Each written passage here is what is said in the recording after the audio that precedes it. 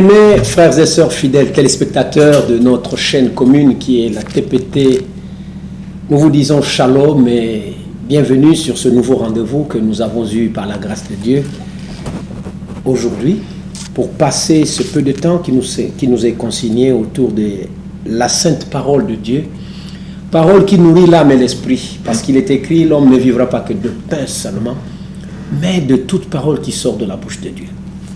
Nous vous souhaitons donc de très bonnes conditions d'écoute parce que nous savons que dès que vous entendez ces génériques, sachant que c'est l'heure de votre émission.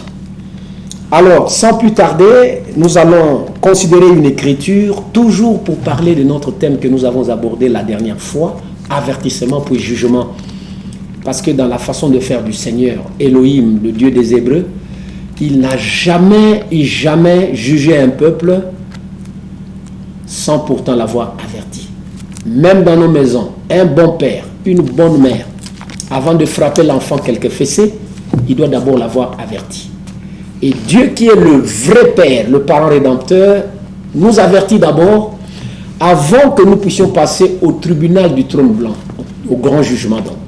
C'est pourquoi ce soir, nous allons partir avec l'écriture de notre prophète, le prophète de Dieu, Yeshaya, qu'on appelle communément Ésaïe, au premier chapitre même. Depuis le verset 18, là-bas il est écrit ceci: « Venez et plaidons, dit Yahweh. Si vos péchés sont comme le cramoisi, ils deviendront blancs comme la neige. S'ils sont rouges comme la pourpre, ils deviendront comme la laine. Si vous avez de la bonne volonté, et si vous êtes docile, vous mangerez les meilleures productions du pays. Mais si vous résistez, et si vous êtes rebelles, vous serez dévorés par le glaive, car la bouche de Yahweh a parlé. » Voilà donc, mes chers frères et sœurs,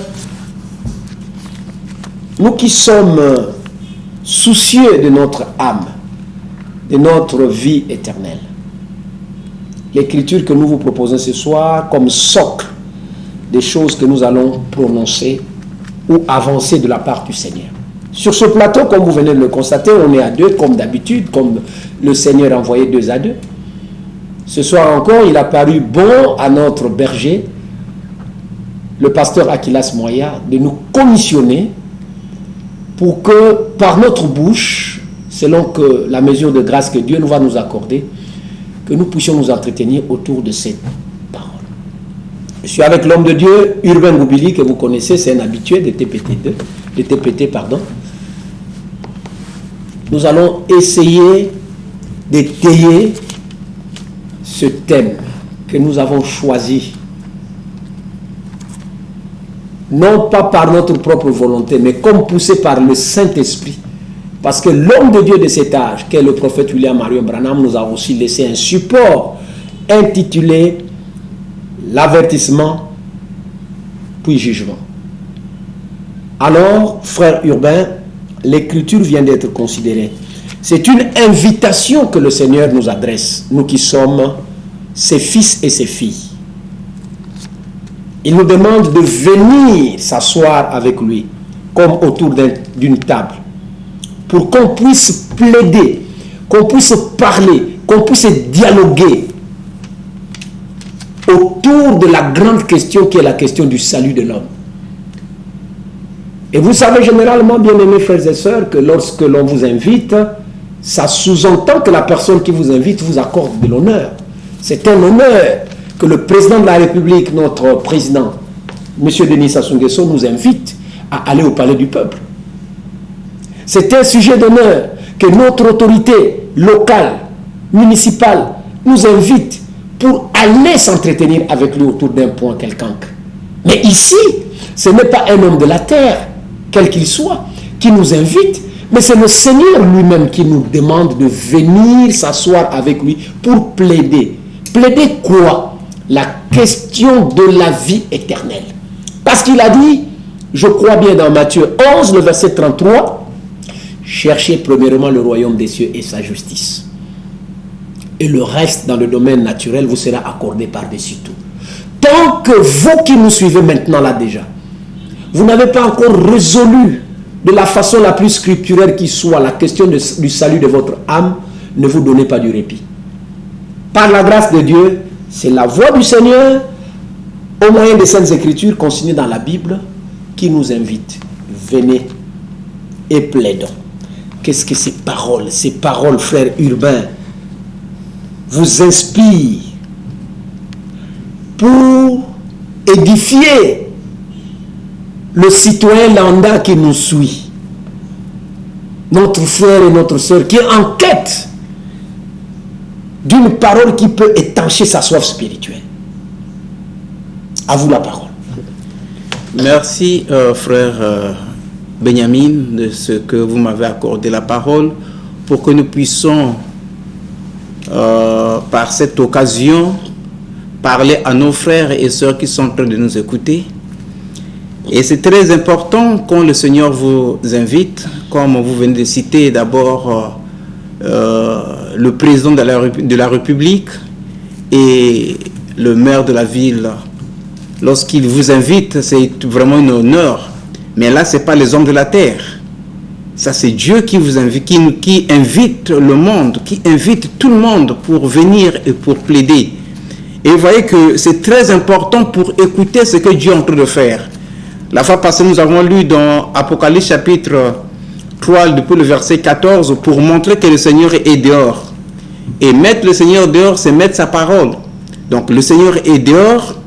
Alors il faut que les gens sachent que le Seigneur n'est pas dans une église, mais il est dans sa parole. Voilà pourquoi dans ce temps de la fin, il a révélé sa pensée, sa parole à un homme qu'on appelle le prophète de notre âge, William Marion Branham, pour que nous tous qui aimons le Seigneur, qui aiment être à l'abri, écoutons ce que le Seigneur a dit par cette bouche, que les tonnéristes appellent même que la bouche autorisée. Oui, c'est la bouche autorisée, mais que eux-mêmes, les tonnéristes, ne croient pas à tout ce que le Seigneur a dit.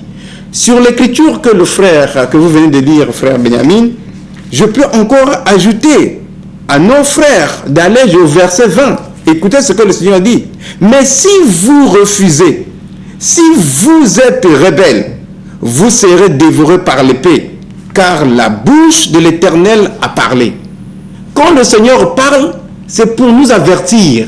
C'est pour que nous puissions être à l'abri, parce que Dieu va bientôt frapper la terre.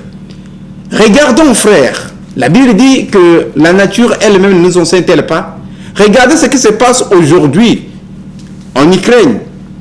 Qui savait que beaucoup des Ukrainiens pouvaient sortir de leur pays? Qui savait que beaucoup des Ukrainiens pouvaient dormir affamés et commencer même à manger les choses qu'ils ne pouvaient pas manger? Mais aujourd'hui, ils sont en train de le faire. Mais c'est difficile de connaître le jour où cela va t'arriver. Mais ça, c'est pour ce que pourtant Poutine avait même dit. Voilà ce que je dois arriver, voilà ce que je dois faire. Mais comme les gens n'ont pas écouté, c'est comme un avertissement, alors ils ont laissé et il a agi. C'est comme ça aussi avec Dieu aujourd'hui. Dieu est en train d'avertir nous tous, frères comme sœurs, prédicateurs comme laïcs, d'écouter cet avertissement et d'être mis à part pour le servir. Sinon, ça sera compliqué. Écoutez ce que le prophète Branham dit pour ne pas peut-être beaucoup plus parler, pour laisser aussi la place au frère Benjamin qui est ensemble avec moi.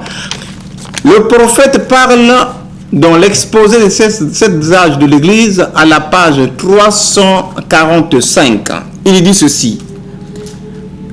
Le 3e paragraphe. Il dit: c'est le même message que celui qu'avait Jean quand il criait dans le désert, religieuse des pharisiens, des sadducéens et des païens, repentez-vous. C'est ce que je veux aussi pour dire à nos frères et ceux qui sont en train de nous écouter. Repentez-vous. Repentons-nous, parce que le temps n'est plus. Repentons-nous, frères, cherchons la face de l'Éternel. Repentons-nous, frères, revenons au Seigneur pour le servir, lui, le seul vrai Dieu. Il continue. Il n'y a pas d'autres voies à l'époque. Il n'y a pas d'autres voies maintenant. Il n'y avait pas d'autres moyens de retourner à Dieu à l'époque et il n'y a pas d'autres moyens maintenant. Il s'agit de vous repentir, changer d'avis, faites demi-tour, repentez-vous. Car, pourquoi mourriez-vous? Frère, c'est une question qu'on pose. Pourquoi mourriez-vous? L'occasion vous est donnée aujourd'hui d'écouter le message par la bouche autorisée par Dieu et répétée aujourd'hui par l'église primitive dans le monde entier, par son serviteur Casse-Pierre dans le monde et dans la vie de Pointe-Noire par Aquilas Moyen et ses collaborateurs qui sont en train de vous présenter la vérité. Frère, n'écoutez pas ce que les tonneries sont en train de vous dire. N'écoutez pas ce que l'église catholique est en train de fabriquer. N'écoutez pas tout ce que les gens sont en train de faire dans leurs églises. Mais je vous dis de repentir. Si vous étiez avec les catholiques, abandonnez-les parce que c'est le temps où le Seigneur a demandé, il faut se séparer avec eux parce que le Seigneur va les frapper. Leurs péchés sont déjà accumulés jusqu'au ciel. Mais pour toi, frère, pour toi, ma soeur, qui écoute aujourd'hui cet avertissement, sors de là où tu es.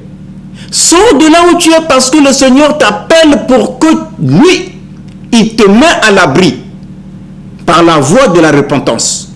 Reviens au Seigneur. Il va te sauver. Il va te donner le salut. Parce que la terre est maintenant déjà prête à être brûlée. Le Seigneur a déjà tout mis parce qu'aujourd'hui, par la 3e guerre mondiale, c'est le feu qui va frapper. C'est par le feu que le Seigneur va utiliser pour frapper la terre, pour purifier la terre. Mais toi, tu seras où si tu n'acceptes pas ce que le Seigneur te dit aujourd'hui pour ta repentance, pour revenir au Seigneur?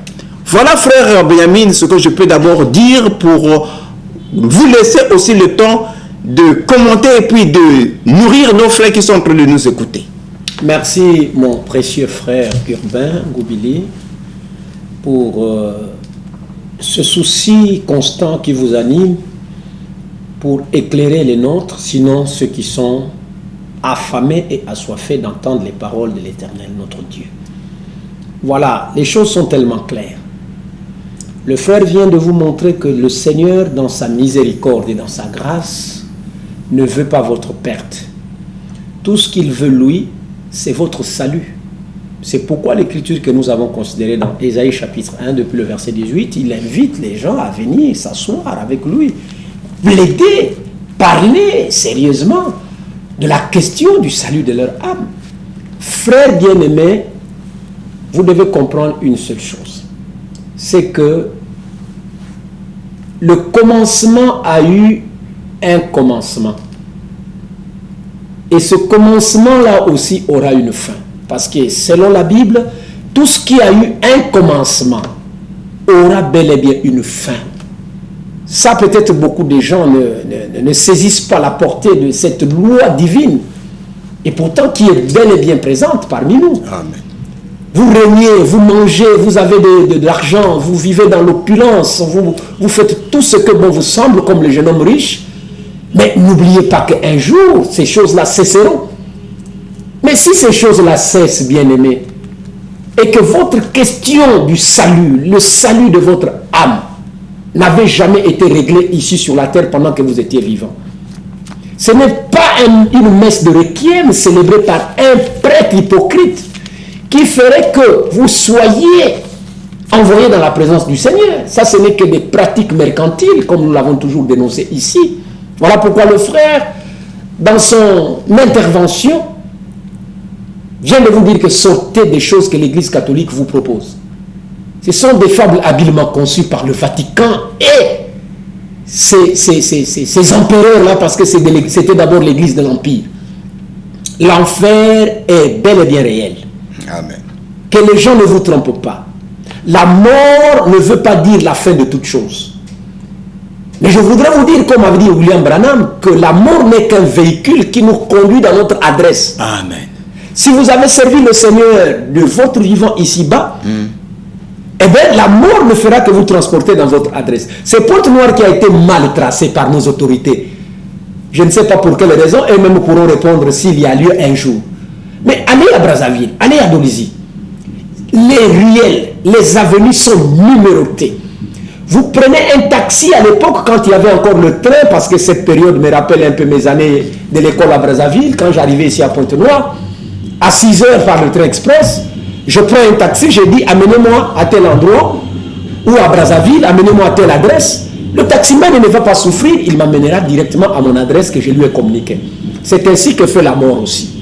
Qu'on ne vous dise pas, frère, par la philosophie des hommes aujourd'hui, que tout s'arrête avec la mort. Non, non, non, non, non, non. Ça c'est un mensonge un peu du diable. La mort ne signifie pas que tout s'arrête. Il y a encore une vie au-delà du rideau du temps. Le prophète Branham a expérimenté cela comme l'apôtre Paul nous l'a dit dans les Saintes Écritures, dans ses épîtres aux Corinthiens. Il y a un ciel qui existe, mais il y a un enfer qu'il faut éviter. C'est pourquoi le Seigneur, connaissant les deux côtés, ne veut pas votre perte.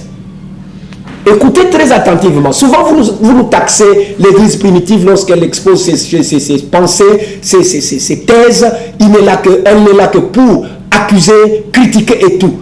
Mais non, notre mission en tant qu'homme de Dieu, mais c'est d'avertir le peuple du Seigneur. Amen. C'est pourquoi je m'en vais vous proposer ces textes pour ajouter, sinon pour appuyer notre thème du jour. Dans le livre d'Ézéchiel, au chapitre 33, il est écrit ceci. La parole de l'Éternel me fut adressée en ces mots.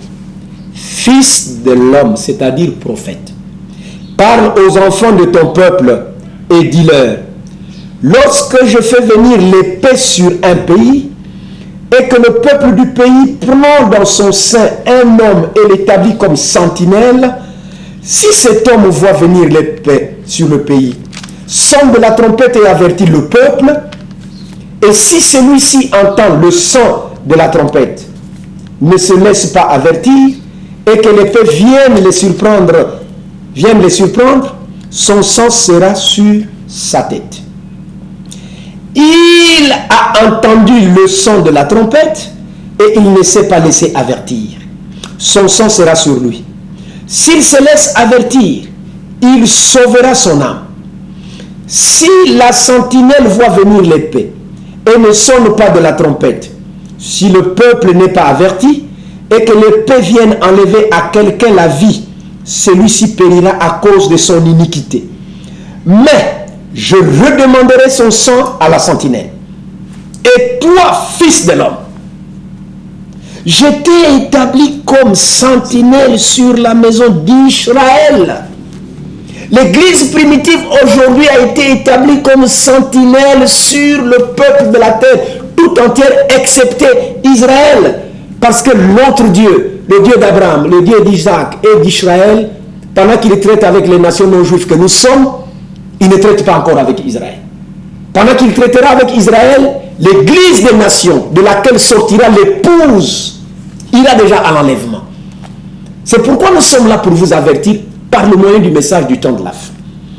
Il continue en disant, tu dois écouter la parole qui sort de ma bouche et les avertir de ma part. Quand je dis aux méchants, méchant, tu mourras.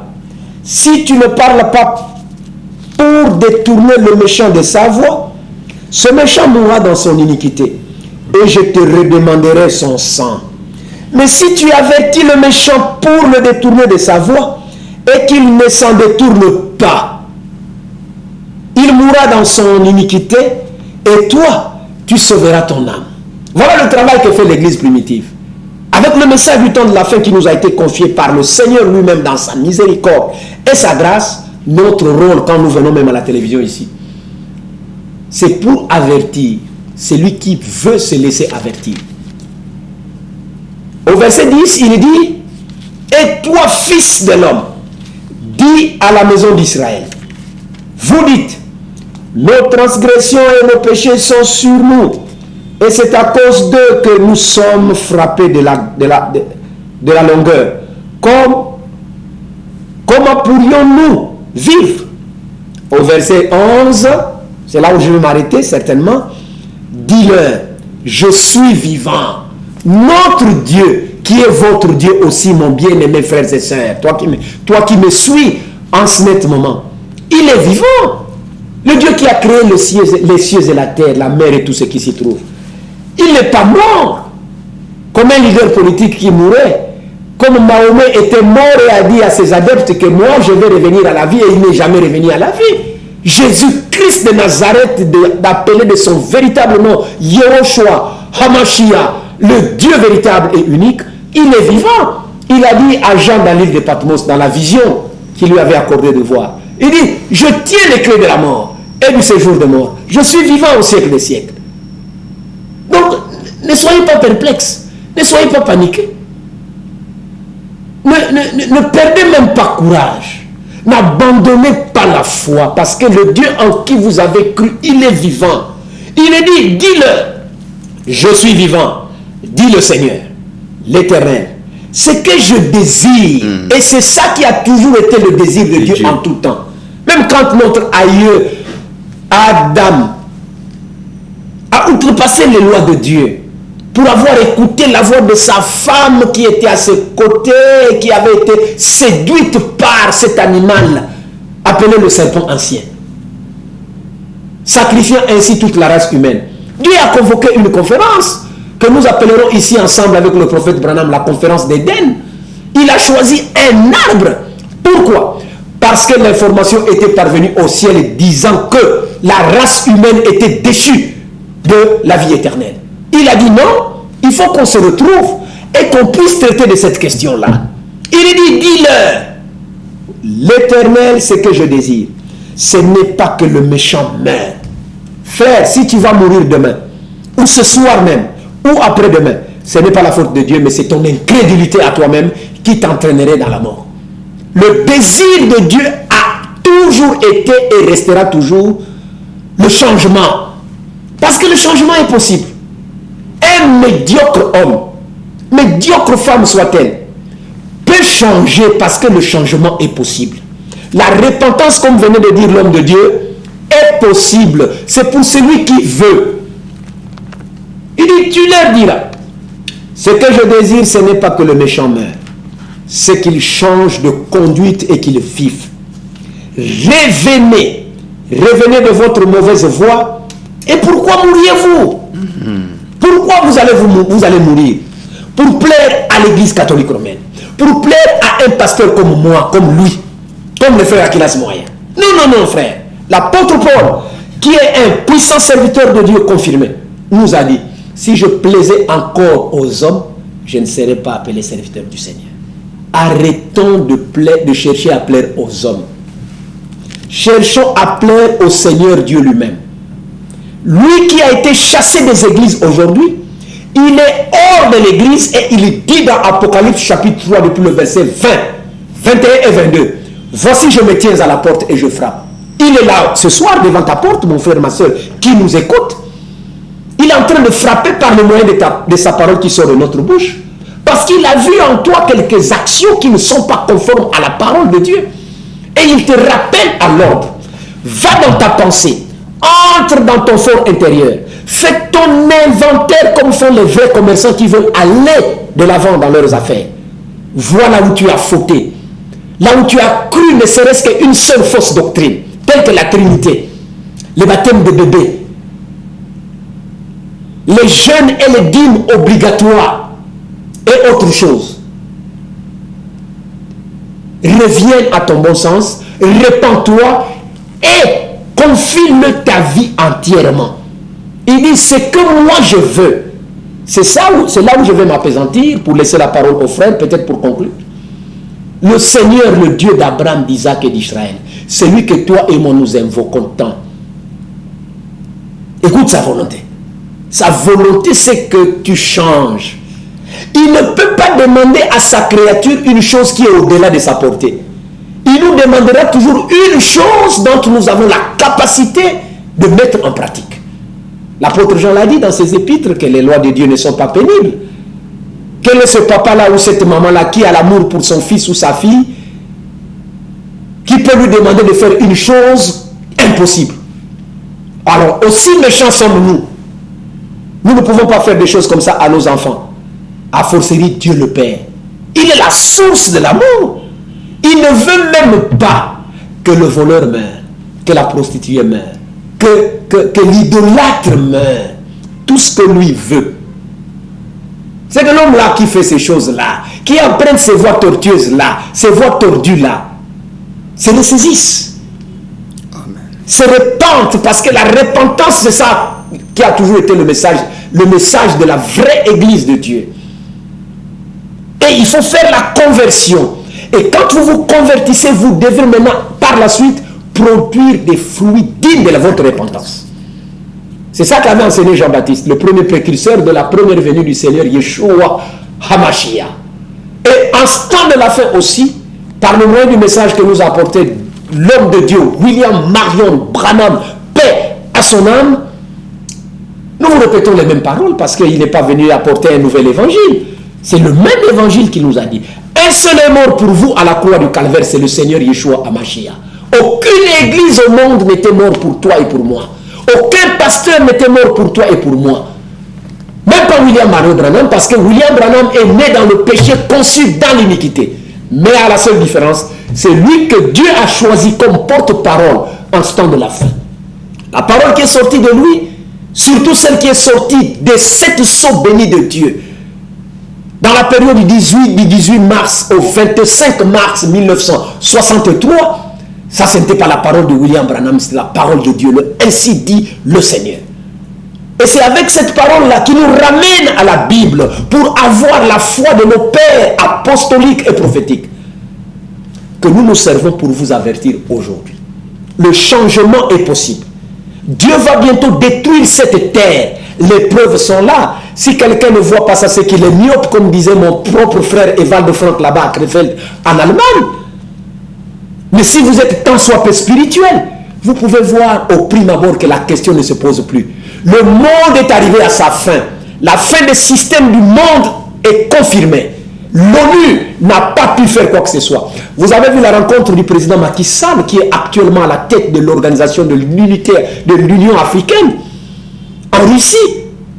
Vous avez vu le président de la France autour de la table, rejeté loin par le président Vladimir Poutine. Je salue son courage en passant parce qu'il connaît que lui Macron, c'est un représentant de l'OTAN.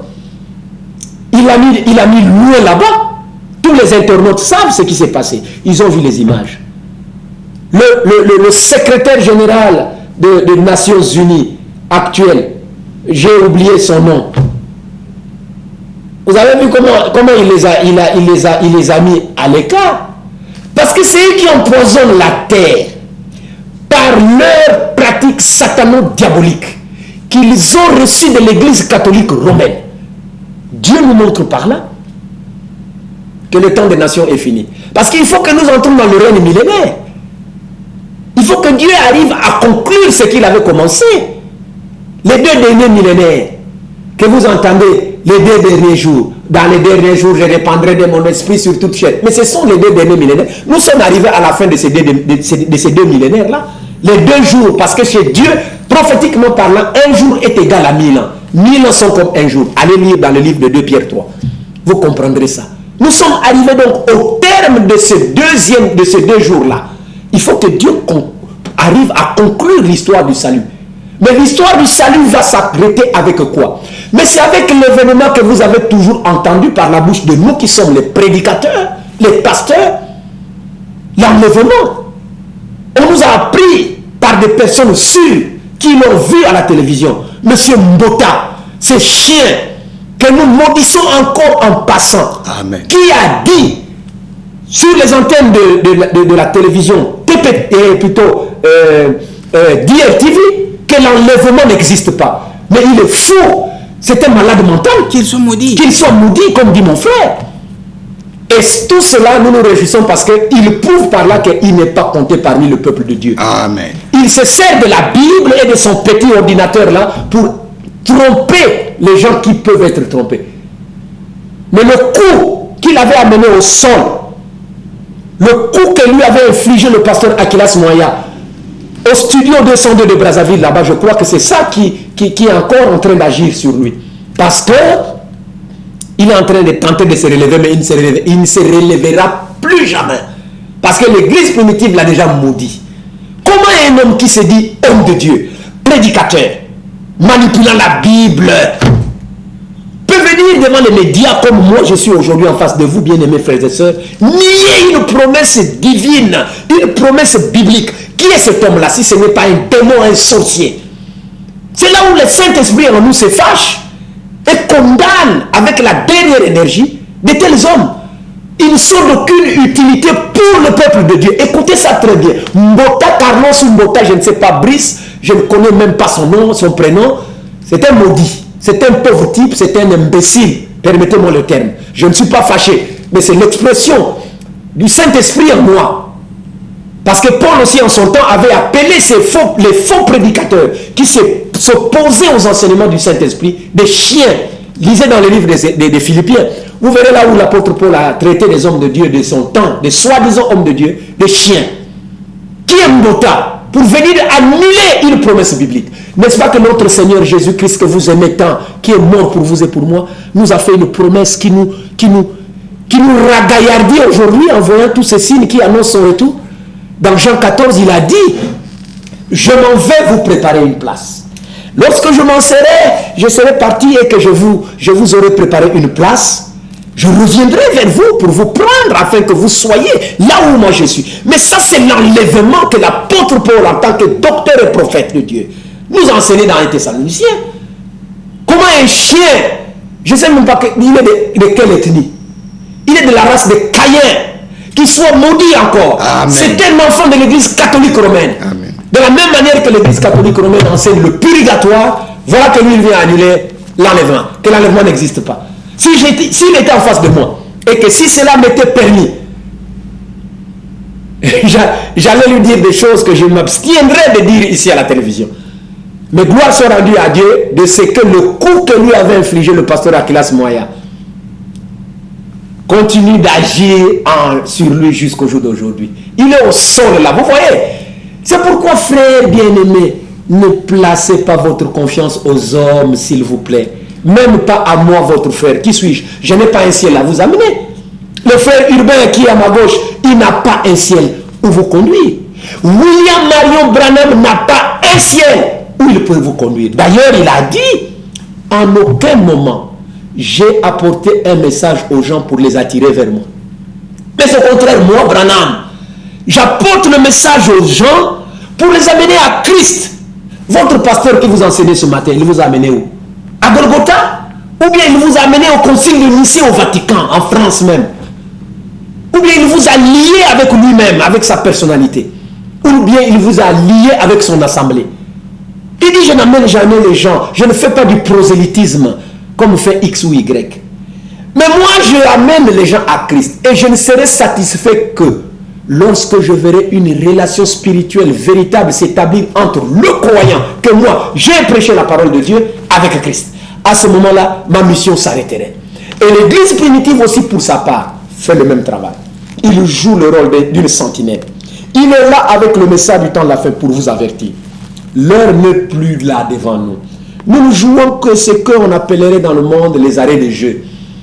On n'a plus de temps, mon bien-aimé frères et sœurs, pour s'amuser, pour faire ceci et cela. De peur d'être surpris par l'arrivée du Seigneur. Son retour est imminent. Il nous a dit, lorsque vous verrez toutes ces choses arriver, relevez votre tête parce que votre rédemption est proche. Le temps de la totale délivrance du croyant est arrivé. Où l'âme, l'esprit et le corps sera rédempté. La rédemption, c'est une réalité, frères bien-aimés. Mais si vous ne prenez pas position pour la parole de Dieu qu'il nous a envoyée sur la terre aujourd'hui pour nous préparer, vous parlerez de la rédemption, mais ça ne sera qu'un rêve pour vous. Quand ça s'accomplira sur les gens qui se sont laissés avertir, vous allez être seulement là dans l'histoire. Comme ceux du temps de Noé. Parce qu'il a aussi été dit, ce qui arriva du temps de Noé arrivera mêmement au jour de la venue du Fils de l'homme. Donc voilà, mes bien-aimés frères et sœurs, loin de nous la pensée de maudire les gens, comme d'habitude, nous maudissons les faux prophètes, comme Dieu avait maudit le serpent ancien. nous haïssons le système dans lequel les hommes, soi-disant de Dieu, ont embrigadé nos frères et sœurs. Mais nous ne sommes pas contre les hommes. Au contraire, nous leur avertissons. S'ils peuvent se laisser avertir par la grâce du Seigneur et qu'ils changent, comme Dieu dit ici dans Ézéchiel 33, le verset 11, ah ben mais ça nous réjouira. Comment voulez-vous? Mais le changement est possible. Sinon, pourquoi Dieu demande ici là que le méchant abandonne ses voies et qu'il pratique ce qui est bien pour qu'il vive? Le changement est possible. Sauf le sorcier qui ne peut pas changer. Les imbéciles, à la conférence nationale, on nous avait dit que le démon de Ernest Combo, nous avons aussi dit qu'il n'y a que les imbéciles et les morts qui ne changent pas. Permettez-moi de rappeler un peu l'histoire, c'est aussi bien. Si vous ne changez pas, par l'écoute de cette parole, frère, c'est que vous êtes un imbécile spirituel. Et vous êtes aussi un mort spirituel, parce que la mort, c'est quoi? C'est la séparation avec Dieu. Et pour arrêter ma pensée, je vais vous lire quelque chose ici qui me vient à l'esprit, pour remettre la parole à mon bien-aimé frère pour qu'il puisse conclure. Dans l'âge de l'église de Smyrne, le deuxième âge qui a suivi automatiquement l'âge de l'apôtre Paul, l'âge d'Éphèse. Écoutez ce qui est écrit ici. Quand l'église s'est permis de s'écarter de l'original, comme l'avaient fait Adam et Ève, la mort s'est installée. Elle n'a aucune force. Si votre église a déjà abandonné la parole de Dieu, ne serait-ce que sur un point de la Bible, mais c'est toute la parole que vous avez rejetée. Parce qu'il est dit dans la loi que celui qui pêche contre une seule loi a déjà péché contre toute la loi. Vous allez dire, chez nous, les femmes ne prêchent pas. Mais vous baptisez les bébés. Mais vous êtes coupable de toute la loi. Chez nous, les femmes prêchent, mais sauf que on ne mange pas le cochon. Mais vous êtes coupable. Il dit, elle n'a aucune force. Elle est devenue une monstruosité. Dès l'instant où l'Église s'est dirigée vers le formalisme et le cérémonial, ainsi que vers le sacerdoce, en faisant des prédicateurs un groupe qui décidait de leur conduite autrement que par le Saint-Esprit et par sa parole. La mort est immédiatement entrée et l'Église est tombée malade. Quand l'Église s'éloigne de la parole, comme c'est le cas aujourd'hui, parce que la parole a disparu dans l'Église. Et la parole, s'il vous plaît, c'est Christ. Il est hors de l'Église. Il dit, quand l'Église s'éloigne de la parole, elle est prête à croire n'importe quoi. C'est pourquoi on vous impose. Qui peut venir toucher les pieds d'un prédicateur pour qu'il ait la bénédiction du travail? Mais ça, c'est depuis quand un prédicateur de l'Église primitive, au commencement, avait enseigné comme ça? Oh, qui cherche la bénédiction de 400 000? Mais vous ne voyez pas des escrocs devant vous, des escrocs, des voleurs, des brigands qui vous ensorcelez, comme disait l'apôtre Paul. Et vous voyez des foules de mamans et des foules de papas quitter leur banc pour venir toucher les pieds d'un homme sale, un imbécile, un sorcier. Pourquoi vous êtes arrivé à faire des choses comme ça? Mais tout simplement parce que vous avez rejeté la parole de Dieu. Ainsi dit le Seigneur, le message du temps de la fin qui nous prépare. Vous rejetez cela, qui que vous soyez, vous allez croire n'importe quoi. Si c'est faux, mais appelez-nous pour nous dire que vous mentez. Mais vous savez dans votre fauteuil là que ce que nous disons, le frère et moi, c'est la vérité. Voilà ce qui est arrivé à cet âge-là et ce qui arrive encore aujourd'hui. Il dit, c'est comme Ève, à la naissance de Caïn, le fils du diable, elle a dit, j'ai formé un homme avec l'aide de l'Éternel. Vous rendez-vous compte qu'elle ne pensait vraiment? Elle voulait donner l'enfant Caïn à Dieu, que c'est Dieu qui lui a donné l'enfant là, donc ça venait d'Adam. Mais lisez la généalogie de Caïn, la généalogie des enfants d'Adam, dans Genèse chapitre 5, vous verrez que Caïn n'est même pas mentionné. Mais ici, elle dit, j'ai eu un enfant à l'aide de Dieu, à la grâce de Dieu. Par l'aide de Dieu. Comme si l'enfant là venait de Dieu. Pourquoi elle est arrivée à dire des choses comme ça? Mais parce qu'elle, Ève, une femme, le type de l'église, après avoir rejeté la parole, elle a dit que moi je connais maintenant, j'ai eu l'enfant à cause de Dieu. Voilà les églises, ce que les églises racontent aujourd'hui. Elle dit, elle le pensait vraiment. Elle pensait qu'elle avait eu un homme de l'Éternel. Voyez-vous, dit William Branham, une fois qu'elle avait été séduite en acceptant la parole de Satan au lieu de la parole de Dieu, elle pensait que tout ce qu'elle disait était juste. Voilà là où est l'Église aujourd'hui. Elle a rejeté le ainsi dit le Seigneur. Le message du temps de la fin aujourd'hui. Là maintenant, l'onction arrive sur moi. Elle commence à croire tout ce qu'on lui propose aujourd'hui par les théologiens et les philosophes. Et oh, mais même si ils font ça, moi je vais là-bas seulement pour m'asseoir, je les soutiens. Mais ta présence les soutient. Tu soutiens les faussetés par ta présence physique, même par tes dîmes et tes aumônes. Malheur à toi, c'est à toi que Dieu s'adresse. Réponds-toi. Change, parce que le changement est possible. Il continue en disant, si elle disait qu'elle avait eu un homme qui venait de Dieu, alors elle avait eu un homme qui venait de Dieu. Mais Dieu a établi des lois dans son univers. Une bonne semence ne peut produire qu'un bon fruit. Et la mauvaise semence ne peut produire qu'un mauvais fruit. Et la mauvaise semence ne peut produire qu'un mauvais fruit. Or, les deux semences, bien que différentes, utilisent la même terre, les mêmes éléments nutritifs, la même humidité et le même soleil. Mais elles produiront chacune selon son espèce. Remarquez quelle a été l'histoire de la lignée de Caïn. Remarquez quelle a été l'histoire de la lignée de Seth. Il n'y avait qu'une seule différence entre les deux. La semence originelle, rien d'autre. Vous voyez bien, mes frères et sœurs. Donc, arrêtez de vous leurrer, arrêtez de vous tromper vous-même par des faux raisonnements. Dieu veut de ton âme. Ce que Dieu chérit dans la personne, c'est l'âme. La chair n'est que poussière, elle retournera dans la tombe. À Vindoulou, on m'a dit, maintenant on a inauguré un nouveau cimetière. À Boutoto. Comme ici, les gens meurent comme des poulets.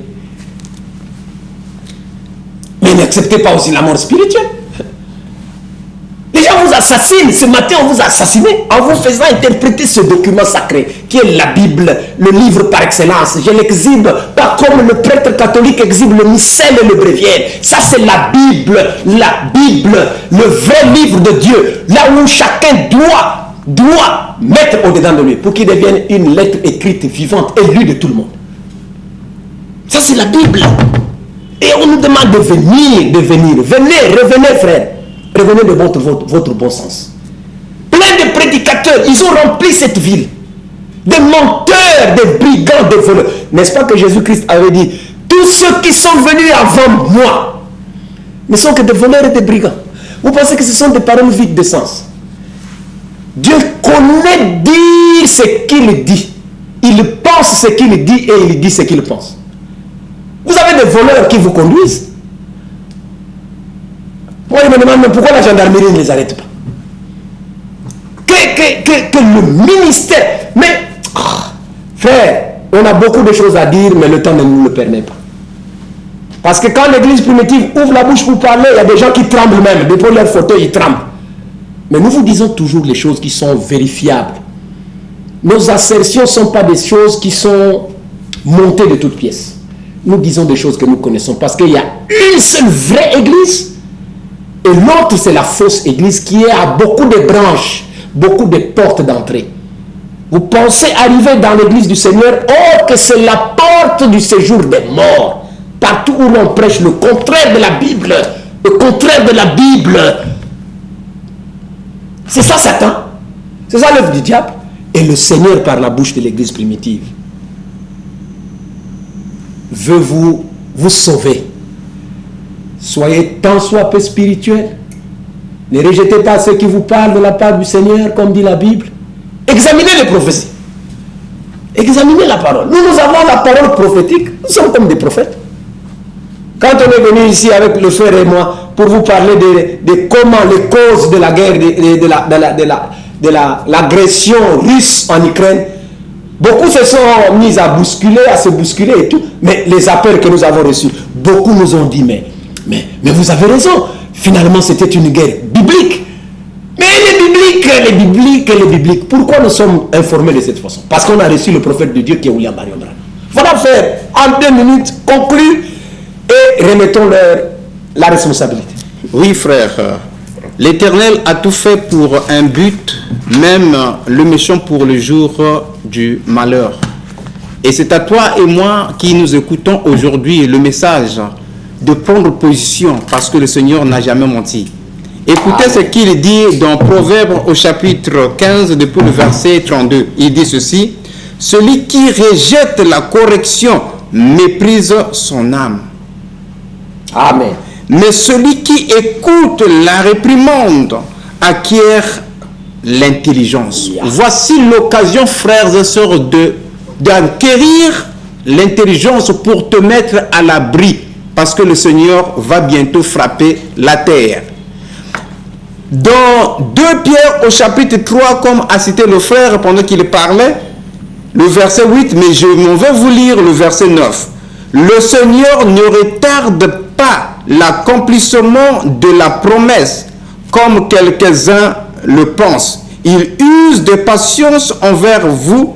Il ne veut pas qu'aucune périsse, mais il veut que tous arrivent à la repentance. Amen. Repentons-vous, repentons-nous, frères et sœurs, car le temps est proche. C'est le moment de servir le Seigneur et de revenir à lui seul, pour que vous soyez à l'abri.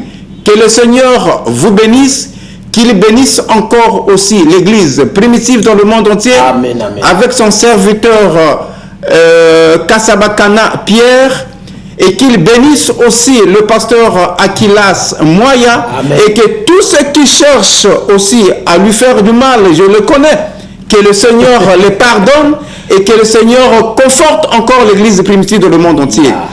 Et qu'il bénisse encore une fois de plus, Seigneur, ces serviteurs qui ont eu le courage de publier cette vérité.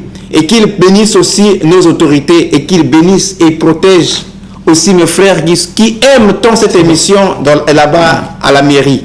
Que le Seigneur nous garde tous. Shalom, shalom. Shalom, shalom.